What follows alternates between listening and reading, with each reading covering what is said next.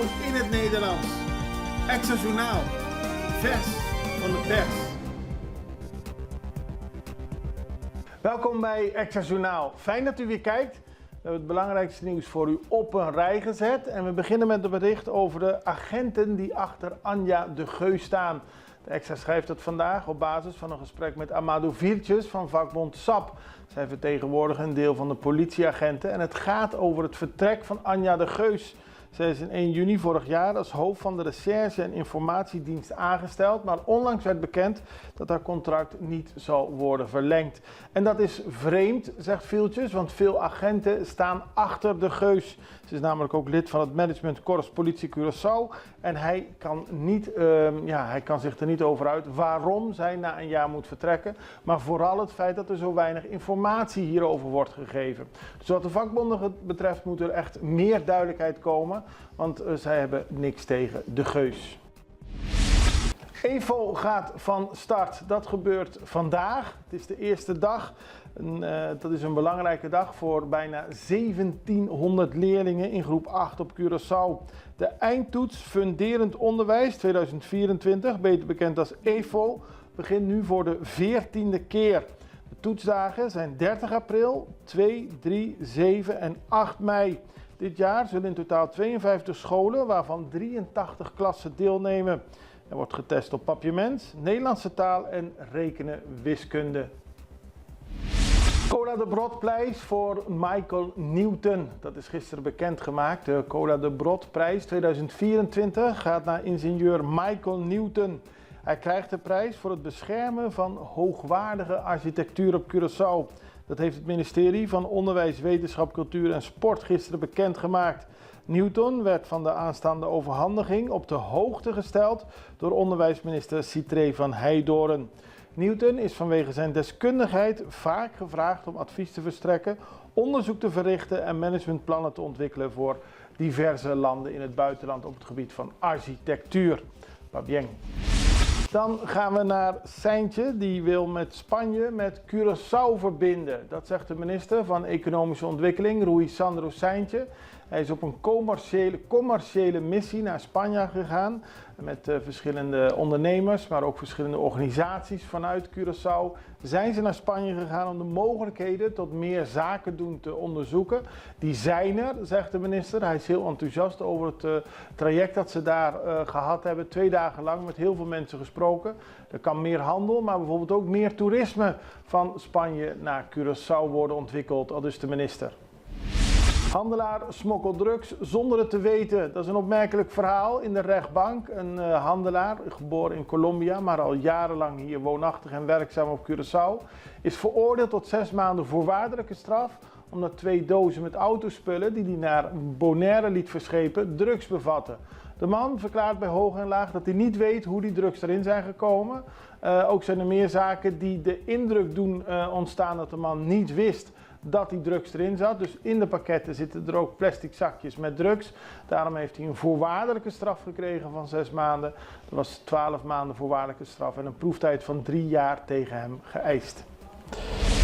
6 gewonden bij ongeluk. Gisteravond vond er een ongeluk plaats tussen een SUV en een bus. Het gebeurde op de Rode Weg ter hoogte van Hansi Polar. Raakten 6 mensen gewond. 1 van de 2 heeft geen voorrang verleend. Het zorgde voor veel schade aan de wagens. 6 gewonden, 1 moest naar het ziekenhuis worden gebracht. Maar het is vooral een zaak tussen 2 wat grotere auto's die gewoon op elkaar knalden. En dan is het vandaag de 35e editie van Dia di Rincon. Pas bien Bonaire, het is een belangrijke dag, misschien wel het belangrijkste feest voor Bonaire. Dia di Rincon is een dag die wordt gekenmerkt door kleurrijke parades, muziek, dans, lokale gerechten en verschillende culturele optredens. Zoals elk jaar, veel Bonaireanen vinden dat een mooi moment om terug naar huis te gaan. Bonaireanen vanuit Curaçao en Aruba komen, maar ook Curaçaoënaars, Arubanen en meer mensen vieren dit feest dat belangrijk is voor de identiteit van Bonaire. En laten we hopen dat het een mooi feest wordt vandaag. De beelden die we van Dia di Rincon hebben gekregen zijn afkomstig van 24 Ora. Nogmaals, dank daarvoor. Wij gaan even over naar een break en zijn zo bij u terug. extra in Nederland. Van Amsterdam tot Arnhem, van Groningen tot Maastricht, extra is erbij. Volg Extra Digitaal en blijf op de hoogte van de belangrijkste ontwikkelingen in Nederland. Extra Digitaal is te zien op verschillende platforms en kanalen zoals WhatsApp, YouTube, Facebook, Instagram en ook TikTok. Wilt u ons op de hoogte brengen van een evenement of iets doorgeven? Neem contact op via WhatsApp, e-mail, Facebook of bel gewoon 06 1364 2945. Volg of abonneer je op Extra Digitaal. Klik aan en volg ons.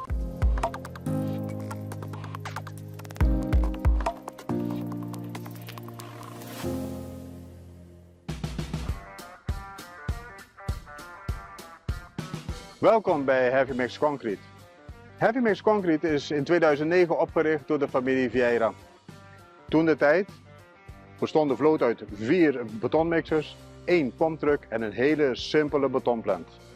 Maar kijk nu wat het is geworden. 14 betonmixers, 6 betonpompen en een nieuwe betonbatchingplant.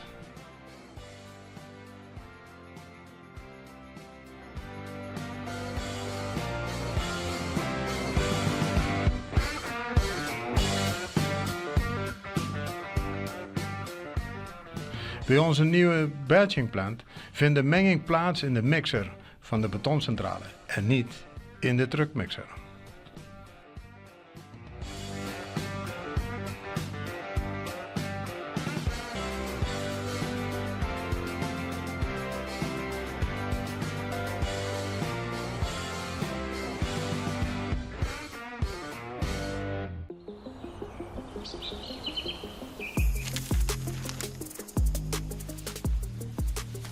Welkom op Curaçao, een van de mooiste eilanden in de Caribiën, een ware parel. En het is een eiland waar je van heel veel zaken kunt genieten. Van de natuur, van de zee, van het eten, van de mensen en zoveel meer.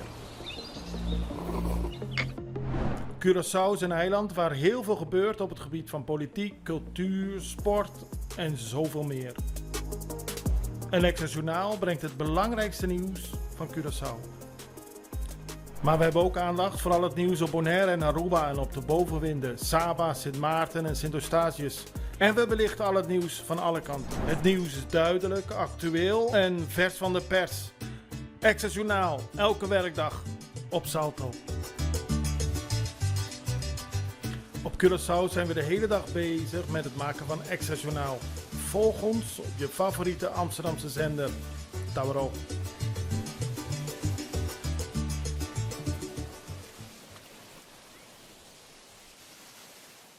Aruba, de luchthaven, heeft in 2023 heel veel passagiers verwerkt. Namelijk 2,9 miljoen passagiers. Dat heeft de Aruba Airport Authority bekendgemaakt. En die 2,9 miljoen is een groei van 14% ten opzichte van 2022. De luchthaven is trots op de groei, maar is ook heel blij dat er diensten worden verleend aan 25 verschillende luchtvaartmaatschappijen met meer dan 45 routes. En daarnaast scoort het vliegveld hoog op tevredenheid van passagiers. En dat is goed nieuws voor de Arubaanse luchthaven. Dan gaan we naar Curaçao terug op die activiteit van afgelopen zondag. Het Curaçaose Sprintfest. Voor het eerst een groot sprintfestijn op Curaçao. Met toppers uit heel veel landen. En natuurlijk de Curaçaose inbreng van onder meer Jurendi Martina. Maar nog meer goede Curaçaose lopers die deel uitmaken van het Nederlandse estafette-team. We hadden het er gisteren over, maar ik wil u deze reportage van de NOS niet onthouden. Het geeft een mooi beeld van hoe het eraan toe ging zondag. En natuurlijk een gesprek met Jurendi Martina. Zo'n 2500 mensen maken zich in het Ergilio Hato stadion van Willemstad op voor iets bijzonders. De Curaçaoënaars willen de allerlaatste wedstrijd van Jurendi Martina op eigen bodem meemaken. Martina in het oranje tenue is hier vertrokken op de 100 meter. Hij bewaart zoals altijd het beste voor de laatste meters. Martina wint na 10:36 en is dankbaar. Ja, was mooi. Al die mensen hier ook maakt het spannender. Het is lekker. De superman van Curaçao maakt een ererondje voor eigen publiek. Ondertussen bereiden Lieke Klaver en Femke Bol zich voor op een onderlinge duel over 150 meter. Op de baan duelleert Lee Marvin Bonavacia met Alexander Pohorilko.